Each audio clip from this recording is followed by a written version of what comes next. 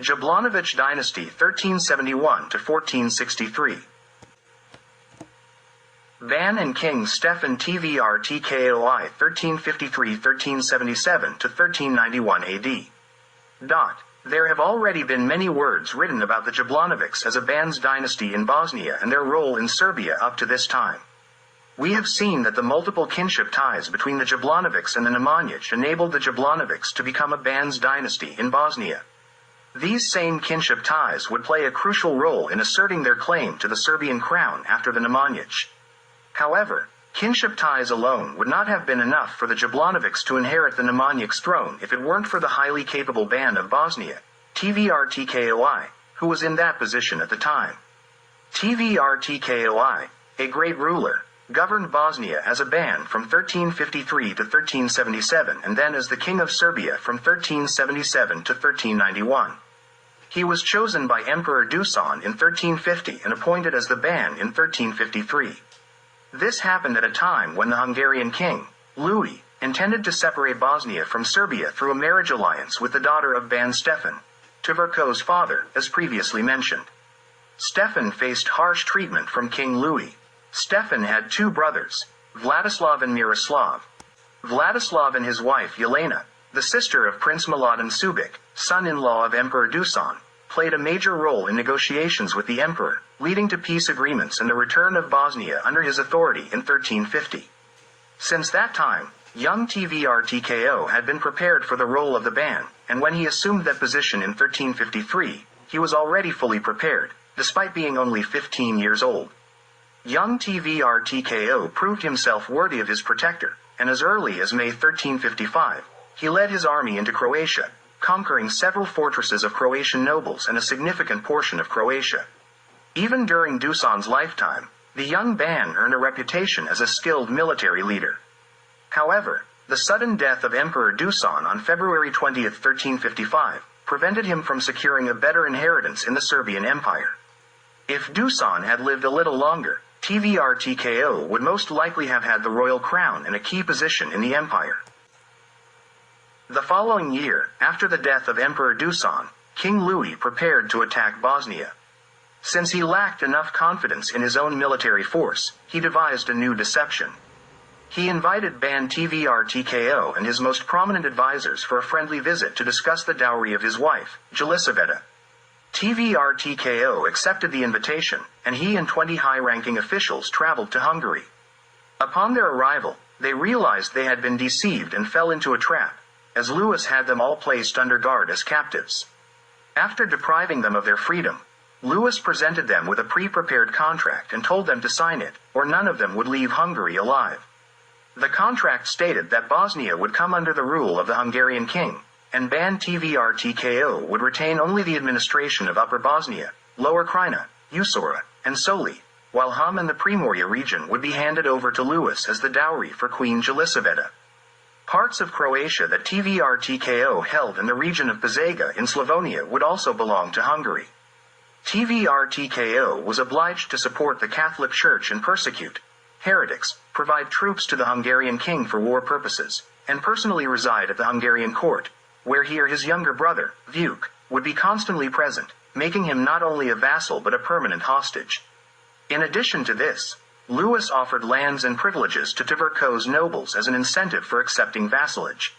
Only Gregorij and Vladislav Pavlovich accepted Louis's offer at that time since they had possessions on the border with Croatia. To escape alive from Hungary and rescue his nobles, Tvrtko allegedly accepted Louis's contract but, as soon as he returned to Serbia, he disregarded everything in the agreement. Ban Tvrtko diligently worked on strengthening the Serbian Orthodox Church in Bosnia, not persecuting the Bogomils but building trust and cooperation between the Orthodox and Bogomil Serbs. The success was so great that Pope Innocent IV urgently called for a new crusade against Bosnia in 1360. As usual, this crusade was supposed to be led by the Apostolic King of Hungary.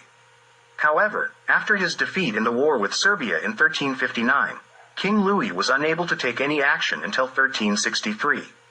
In that year, King Louis attacked the Serbian Empire with two armies. He personally led one army through the Verbas Valley towards Upper Bosnia, while the other army, led by Archbishop Nicola of Ostragon, attacked Usora. Nicola's army besieged Srebrenik, but they suffered heavy losses and had to retreat back to Hungary. King Louis was defeated at Verbas and driven out of the Serbian Empire. The following year, in 1364, Venice granted Tvrtko honorary citizenship and called him the mighty Ban of all Bosnia. A year later, Tvrtko faced a rebellion from his younger brother, Vuk. It is not entirely clear who was behind Vuk's rebellion, but it is known that he could not stay in Bosnia and fled to Dubrovnik in 1367. In Constantinople, Emperor John Palaiologos ruled, and it is unclear whether he was more incompetent as a ruler or corrupt as a person. Following the old Byzantine political pattern of welcoming any barbarians who could be used against the Serbs, Palaiologos began to make alliances with the Turks, even though they had already conquered half of the Byzantine territory. In 1363, Palaiologos allowed the Turks to cross from Asia to Europe unhindered. 2 years later, the Turks established their capital in the city of Edirne. Palaiologos saw in Sultan Murad a new Khan Bayan and the Turks as new Avars. So, after bringing the Turks to Europe, he went to Rome to convert to Catholicism in 1369. Now, in alliance with the Pope, he was pushing the Turks towards Serbia. In 1370, Sultan Murad attacked Serbia with 70,000 warriors. King Vukasin and Despot Uglesa, as commanders of Emperor Urusha's army, defeated the Turks at Plochnik and drove them out of Serbia. This Turkish attack on the Serbian Empire and their numerous crossings from Asia to Europe compelled the Serbs to launch an offensive against them to expel them from Europe. A strong Serbian army, led by King Vukasin and Despot Uglesa, was equipped and sent towards Edirne. The Turks confronted the Serbs with their army, and the battle was fought near the town of Chernamena. The Turkish forces were defeated and forced to retreat. The defeated Turkish army withdrew towards Edirne, while the Serbs decided to rest and continue their advance towards Edirne the next day. 2 local Byzantine men observed where the Serbian army camped for the night and noticed that the Serbs had only stationed guards on the main roads. These 2 Byzantines went to inform the Turks and offered to guide them through the hills to the Serbian camp. At that time, the Byzantines were allies of the Turks and always assisted them. The Turks, guided by these Byzantines, reached the Serbian camp before dawn, launching a surprise attack with severe consequences for the Serbs. Both Serbian commanders, Vukasin and Uglesa, were killed in the attack. Uglesa enjoyed the reputation of being the best Serbian commander of that time. 2 months after that disaster, Emperor Uroš died, and with him, the Nemanjić dynasty came to an end. Since King Vukasin perished in Serbia, there was no crowned head left. Various nobles fought among themselves while the Turks strengthened and prepared for a new attack. At this time, Ban Tvrtko decided to unite the Serbian lands under his rule as the heir of the Nemanjić dynasty. The multiple kinship ties between the Jablanovics and the Nemanjić gave him an advantage over other Serbian nobles. Although Tvrtko had not yet sought the imperial or royal crown, he had already become the chief arbitrator among the feuding nobles in Serbia. During the conflict between Prince Lazar Rebeljonović and Vukasin's sons, Andrea and Mark, Tvrtko sided with Lazar. He also supported Lazar in his conflict with Nikola Ultimanović, who was backed by the Balsic family. Nikola possessed significant territories, including Trebinje, the Old Travunia, Ros, Uzis with Podrinje, and the Morava Valley. Lazar and Tvrtko, together, defeated Nikola and divided his possessions. In 1375, Tvrtko acquired Trebinje, the coast up to Kotor, Podrinje, and the territory of Raška up to near Kosovo. Tvrtko was already the most powerful ruler in the Serbian Empire, and now he became even more influential. In 1377, Tvrtko was crowned king in the monastery of Mileseva.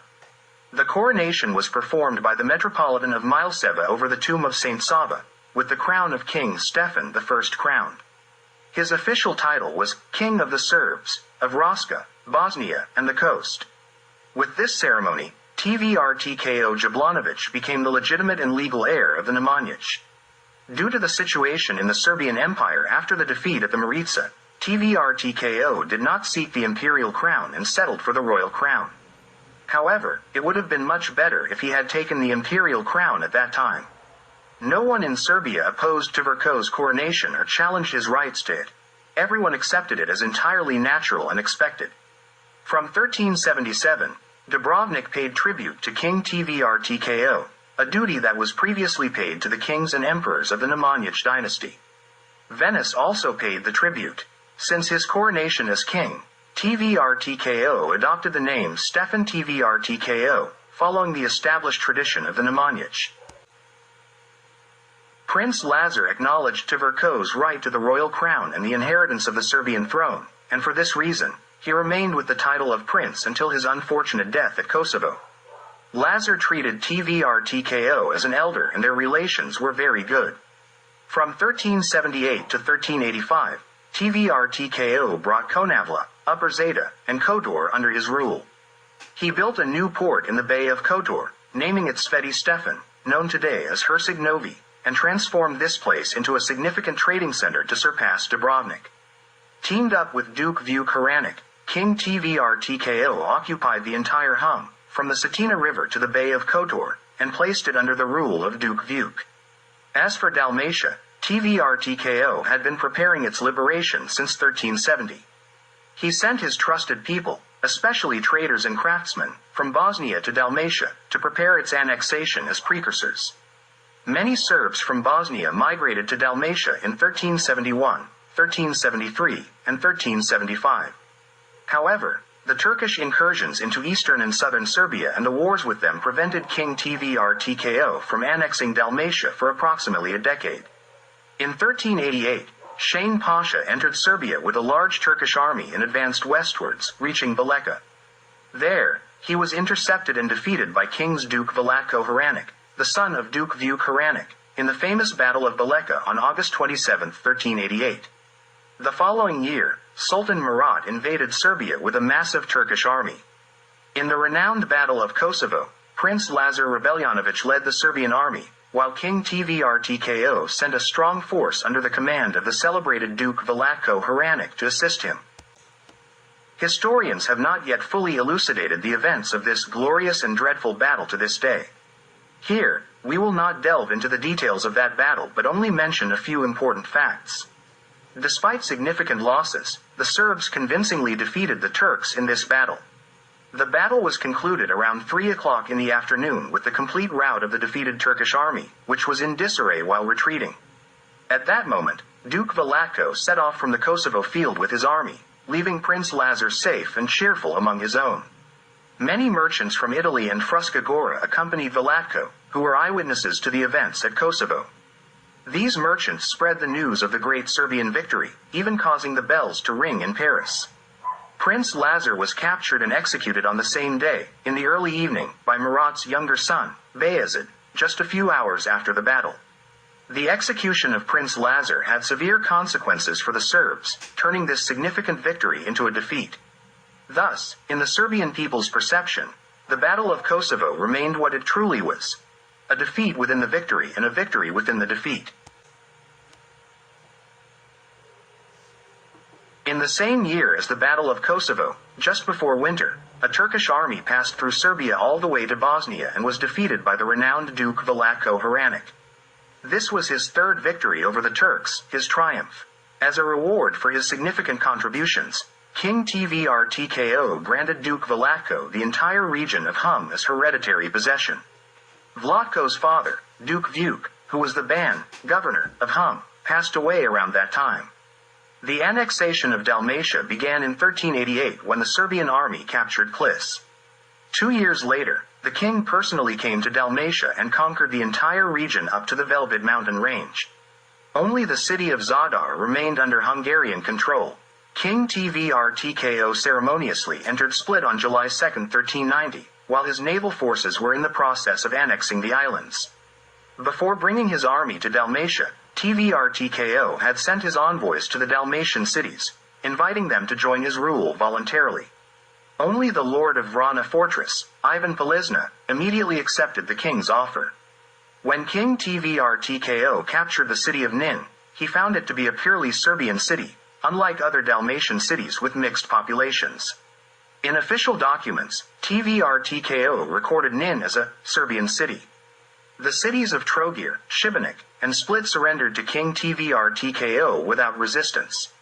Therefore, these cities were granted special privileges by the king. In July 1390, Hungarian King Sigismund launched an attack on Dalmatia, precisely when King Tvr-Tko was present in the region. The Serbs easily repelled this attack and, while pursuing the Hungarian army, they occupied a part of Croatia. After that, Tvr-Tko included Croatia in his royal title, which read, Stephen Tvr-Tko, by the grace of God, King of the Serbs, of Rascia, Bosnia, the seacoast, Dalmatia, and Croatia. This royal title remained unchanged until the end of the rule of the Jablanović dynasty in 1463.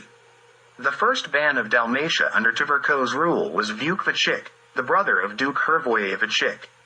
They were the sons of Vukak Vachik, a renowned military leader who defeated Hungarian King Louis at Sokol on the Pliva River in 1383. The annexation of Dalmatia and the conquest of a part of Croatia were completed in July 1390, as the new royal title appeared on August 1, 1390. King Stephen Tvr-Tko I unexpectedly passed away on March 23, 1391, leaving behind a large and powerful Serbian state. Under Tvrko's rule, religious tolerance between Orthodox Christians and Bogomils reached its peak. Since then, among the Serbs, there was no longer any question about whether one was Orthodox or a Bogomil.